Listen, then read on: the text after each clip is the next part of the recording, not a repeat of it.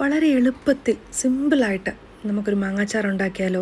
ഇതിന് ഏകദേശം ഞാൻ എടുത്തിരിക്കുന്നത് 2 കിലോ മാങ്ങയോളമാണ് കേട്ടോ. ഇതിൻ്റെ സ്കിന്നെല്ലാം കളഞ്ഞ് കഴിഞ്ഞതിന് ശേഷം കുറച്ച് മുളക് പൊടി, സ്വല്പം മഞ്ഞൾപ്പൊടി, ഉപ്പും കൂടെ ചേർത്ത് ഇങ്ങനെ ഞാൻ തിരുമ്മി വെച്ച്, അതിനുശേഷം ഞാൻ എന്താ ചെയ്തതെന്ന് വെച്ചാൽ 2 ടേബിൾ സ്പൂൺ കടുക്, 2 ടേബിൾ സ്പൂൺ ഉലുവ നല്ലവണ്ണം ഫ്രൈ ആക്കി ഒന്ന് പൊടിച്ചെടുത്ത് മാറ്റി വെച്ചു. ഗ്യാസിലേക്ക് ഒരു ചട്ടി വെച്ച് ചട്ടി നല്ലവണ്ണം ചൂടായി കഴിയുമ്പോൾ അതിലേക്കൊരു 100 ഗ്രാമോളം ഞാൻ നല്ലെണ്ണയാണ് ഒഴിച്ചു കൊടുത്തത് കേട്ടോ. അതിനുശേഷം കുറച്ച് എണ്ണയൊന്ന് ചൂടായി കഴിയുമ്പോൾ അതിലേക്ക് കുറച്ച് കടുകും ഉലുവായും ഇട്ട് ഒന്ന് പൊട്ടിച്ചെടുക്കണം കേട്ടോ. ഈ കഞ്ഞിക്കൊക്കെ എനിക്ക് തോന്നുന്നു ഏറ്റവും നല്ല നമ്മുടെ കടുമാങ്ങ അച്ചാർ തന്നെയല്ലേ. എനിക്കൊന്ന് നാരങ്ങായക്കാട്ടിലും ഒന്ന് കടുകും ഉലുവായും ഒക്കെ ഒന്ന് പൊട്ടി വരുമ്പോഴത്തേക്ക് ഇതിലേക്ക് നമ്മൾ കുറച്ച് പച്ചമുളക്, വറ്റൽമുളക്, വെളുത്തുള്ളി, ഇഞ്ചി, കറിവേപ്പില ഇത്രയും ചേർത്ത് നല്ലതായിട്ട് ഇളക്കി കൊടുക്കുക. ഒത്തിരി ഇഞ്ചിയും വെളുത്തുള്ളിയും ഒന്നും ചേർക്കണ്ട കേട്ടോ. കാരണം നമ്മൾ ഒത്തിരി ഇഞ്ചിയും വെളുത്തുള്ളിയൊക്കെ ചേർത്ത് കഴിയുമ്പോഴത്തേക്ക് ആ മാങ്ങാച്ചാറിൻ്റെ ആ ഇതങ്ങ് മാറി ഇഞ്ചിയുടെയും വെളുത്തുള്ളിയുടെയും ഒരു ടേസ്റ്റ് മുന്നിലോട്ട് നിൽക്കും നമ്മൾ ഓരോ കടിക്കുന്ന മാങ്ങായാലും.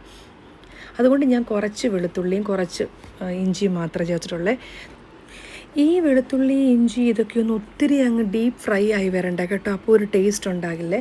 അതിനുശേഷം നമുക്കിതിലേക്ക് ഇതിൻ്റെ പൊടികൾ എന്തൊക്കെയാണ് ചേർത്ത് കൊടുക്കാം. ഞാൻ കുറച്ച് മഞ്ഞൾപ്പൊടി ചേർത്തിട്ടുണ്ട്. പിന്നെ ഞാൻ നേരത്തെ പൊടിച്ച് വെച്ച കടുകും ഉലുവായും ഉള്ള പൊടി ചേർത്ത് കൊടുത്തിട്ടുണ്ട്. അതിനുശേഷം ഞാനിവിടെ കാശ്മീരി മുളക് പൊടിയാണ് ഉപയോഗിച്ചിരിക്കുന്നത്. ഞാൻ ഇന്നാളിൽ നമ്മുടെ ബ്രാഹ്മിൺസിൻ്റെ പിക്കിൾ പൗഡർ വെച്ചു അച്ചാറുണ്ടാക്കിയപ്പോഴും നല്ല ടേസ്റ്റായിരുന്നു കേട്ടോ.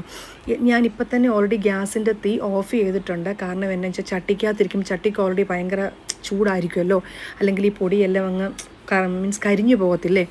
അപ്പോൾ എനിവേ ഇതെല്ലാം ഒന്നിട്ട് ഇളക്കി ഒന്ന് കൊടുക്കുക. ഒന്ന് ഇളക്കി കൊടുത്തു കഴിഞ്ഞതിന് ശേഷം ഞാൻ റിമൈനിങ് ബാക്കിയുള്ള കുറച്ച് ഉലുവായും കടുകും ഉള്ള പൊടിയും ഇപ്പോഴാണ് ഞാൻ കായം കൂടെ ചേർത്ത് കൊടുക്കുന്നത്. അവരോട് ആവശ്യത്തിനുള്ള കായം ചേർത്ത് കൊടുക്കുക. ഞാൻ ഇച്ചിരി കായമൊക്കെ ഇച്ചിരി കൂടുതൽ ഉപയോഗിക്കുന്നത് വെച്ചാൽ ഒത്തിരി ഇല്ല എങ്കിലും ഇച്ചിരി മുന്നോട്ട് ഉപയോഗിക്കുന്നൊരു വ്യക്തിയാണ് കേട്ടോ.